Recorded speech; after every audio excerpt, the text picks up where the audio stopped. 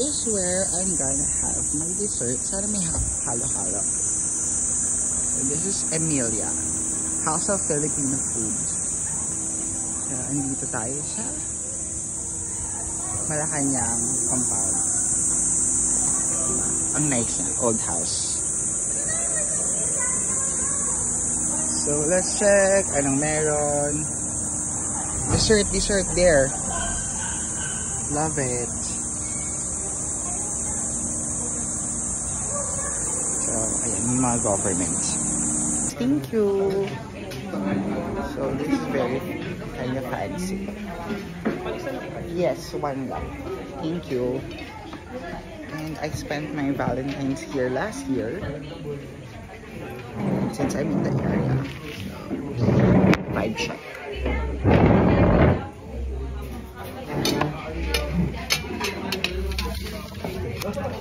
So yung mga taga-gobyerno. Salary grade. 19 pabalas.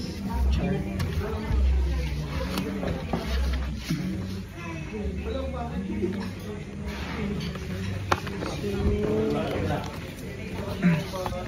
Banana with turon, buko pandan, halo-halo. Honey cheese, dajulan. Ano man ito? Banana turon with ice cream. Yeah. Kasi that's with banana lang kain ube. Or halo-halo. Or churros. Hindi, banana turon na paman para maiba naman. So that's it. So look at the vibes. Okay na. Can you have one banana turon? Yes. And ice, glass with ice and water. Thank you. So look at it. Super frozen.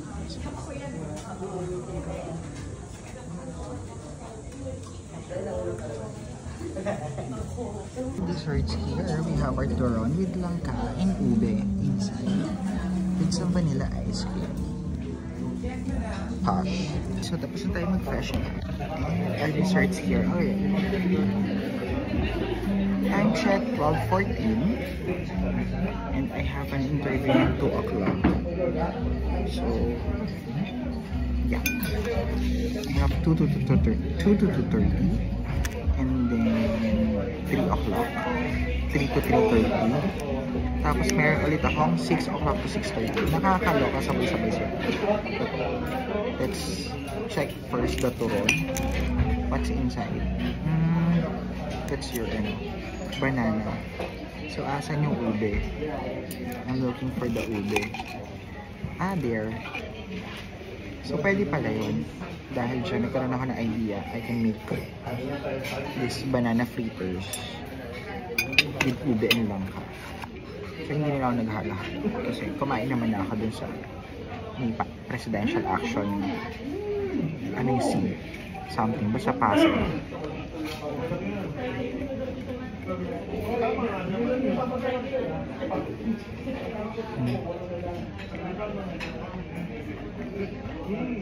Sakto lang. Siyempre alam mo na kaartehan lang to. Pero mas masarap pa rin yung mga nasa kanto. Kasi mas malaki yung saging. Tapos mas malaki yung langka.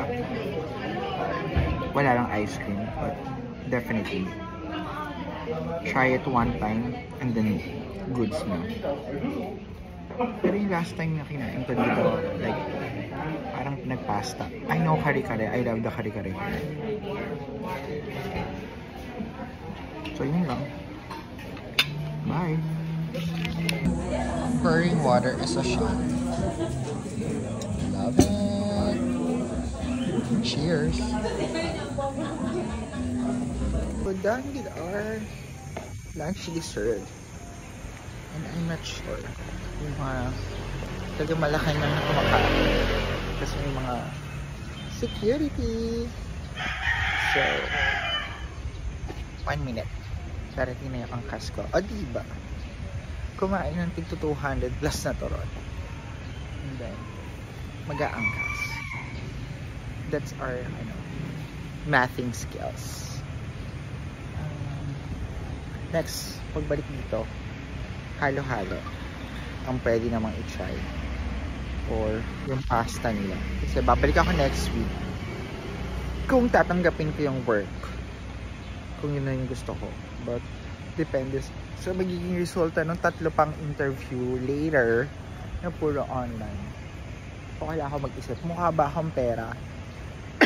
Or kung dun ako sa sakto lang pero masaya ako sa ginagawa ko. Which is teaching. So, we'll see kung anong plano ni Lord.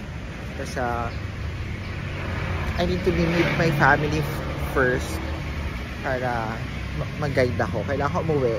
Kailangan ko malaman gaano kadaming perang kailangan ko bang i-produce as a breadwinner. Or pwede ko sa magsimpi-simpihan lang na maliit na sweldo pero masaya ako. Pero magpo-provide ko pa din yung kailangan.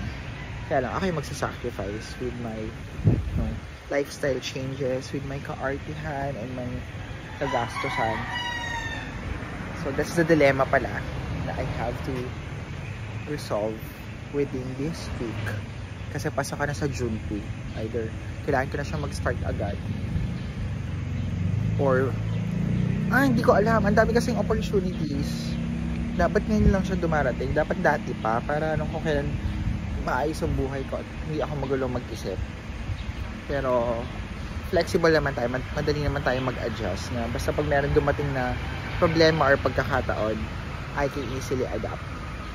But eventually, gusto pa rin natin matarget yung 6-digit income kung kaya naman na nandito tayo sa Philippines. So, next year, kailangan matarget ko na siya. So, meron lang akong kailangan certification na matapos. So, what I need to do now lang is stable job and schedule. Kasi priority pa rin yung pag-aaral at law school. Then, pag nakaipon ako ng mga 80,000 para or 100 pambili ng libro, pang review, saka pang exam fee. Yeah. Sabay-sabay yung gastos, my god. Renta, bills, diaper, mga kailangan sa probinsya. Tapos yung mga arte-arte ko pang lakwatsa, skincare. Tagal ko nang ginagtapa ng facial. My gosh, sumasakit ang ulo. So this is adulting. Kung sinabi lang sa akin agad ng pamilya ko na maaga na kailangan ko mag-step up. Nasaan yung angkas ko? Tagal. Hindi dati, dapat hindi ako nagpa-petox dati. Anyway, ay mukha ayun siya. Bye! So, ayan, after mumulas, yes, we're done with my NBI. So, wala nang makakapigil. Tuloy-tuloy na ang pagtatrabaho at pagiging responsible adult. Mali pala, may kulang pa ako.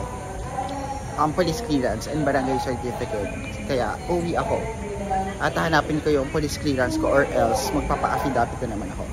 But I'm so happy. Yes! Done. So, push na to. Legit na tayo na magiging working student talaga. Wala nang arte-arte. Kailangan na mag-man up. So, let's get ready for my second interview. First is done. And okay na ako doon. But the second interview is a better company. Mas bongga. Feeling ko sa benefits. Kaya, kakarinig natin. So, nililigwa ko yung isa kong in-applyan kung saan ako ay nag-personal interview and return demo kasi matrabaho siya. Oh my gosh. So, in-inquire ko like what's the teaching load? So, ideally, mandated lang by DepEd is 6 hours per day. Turns out, my gosh, overload 7 hours. So, mapapagod ako magtatalak nun. Although kahit sa preparation, it saves time because one material lang across all of those 7 sections. Pero kung grade 11, grade 12 siya, So, pwedeng magkaiba pa rin. Mahirapan naman ako na sa isang araw, nag-lunch break lang ako tapos isang oras ng pahinga. So, hindi din na makakapag-aral. So, lugi ako. Nakatipid nga ako sa pamasahe dahil malapit. Pero, gamit na gamit naman yung boses ko saka yung oras ko. So, it's a no. So, this second company, Petex Work, malapit din sa school. Syempre, naka-aircon. Ang magsiseal the deal na lang ay kung may 14-month pay, 15, 16, whatever, at magkano ang coverage ng insurance. But I still have a third company to interview me today. Mas better to kasi mas malaking conglomerate niya. Shipping and construction. And then eventually pag naging abogado ako, o pwede din pumasok doon sa legal nila. And then last one for later, kaya lang uwi ang province, so nasa biyahe ako 6 o'clock, is a BPO company. Yon for sure malaki yung base pay nun plus night gift. So ayan na. Pero dahil dyan, liligwakin ko yung passion ko. Kahit love kong mag-teach, no, kasi sanay ako na yung mga previous schools ko na pinagtuturuan, 3 classes or actually maximum of 4 classes lang per day. Never ko na-experience na nag-4 akong classes sa isang araw, 2 or 3 lang. So masaya ako doon, pero ayokong maging gamit na gamit. So yun lang, bye. So ending the day on a high note, success. Maaga ako makakauwi ng probinsya. Nagawa ko lahat ng mga dapat kong gawin.